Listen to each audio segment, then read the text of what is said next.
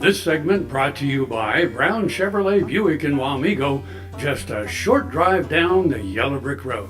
Good morning, I'm Frank. I'm Deb. And this is Around Kansas, and we're in a brand new year. 2017. Oh my, 2017. That's unreal. Just amazing. Just amazing. They just spin by, don't they, Frank? Yeah. Just spin by. Oh my. Well, and I don't know why I just thought of this, but I've been watching this National Geographic series called Mars, and of course they show you really what's going on for the Mars shot in 2016. Then they go to 2033 with the first crew that goes to Mars and all that. And I'm not really sure where that goes, except that I'm really kind of hoping I'm still here in 2033, because that really is when they're going to make that shot. You know, when you look at how the future was portrayed, like a lot of people look at Star Trek, for example, and, the flip communication devices, the cell phone, and then, we don't have the tele-transporter yet, the one that I'm really holding on for. I really hope that happens in my day. But all of those things, the scans, you remember when Bones would scan somebody?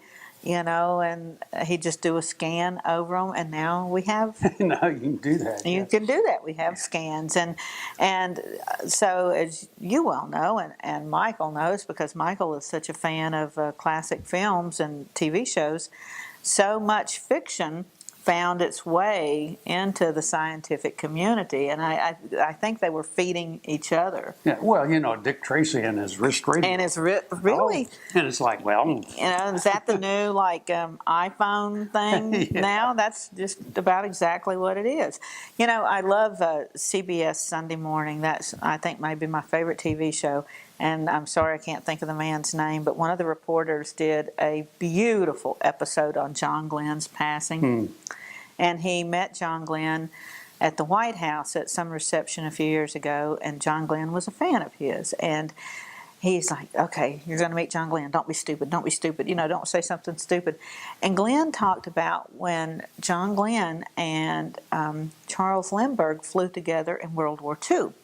And, Lindbergh fell out of favor with the American public because he was anti-war. They saw him as pro-Nazi, and he tried to enlist to redeem himself. He wanted to fly into combat to redeem himself, and the branches wouldn't take him. They wouldn't take him. They wouldn't take him. But this reporter made this excellent. He's like, what an incredible thing. Here you have Lindbergh past his glory and John Glenn before his glory, and they are together. Yeah, and you go in the Space and Air Museum, and there's the Spirit of St. Louis, and there's John Glenn's space capsule.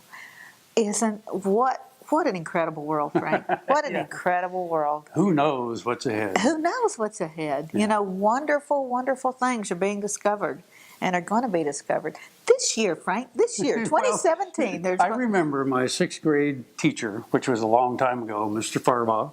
Did they have chlorine then? Well, but he told us toward the end of the year, he said, here we are in 1950, and he said, in your lifetime, you're going to see wondrous things that people haven't even thought of yet. Haven't even thought of. Isn't that incredible? Yeah. Hey, we got a great show for you. Stay with us.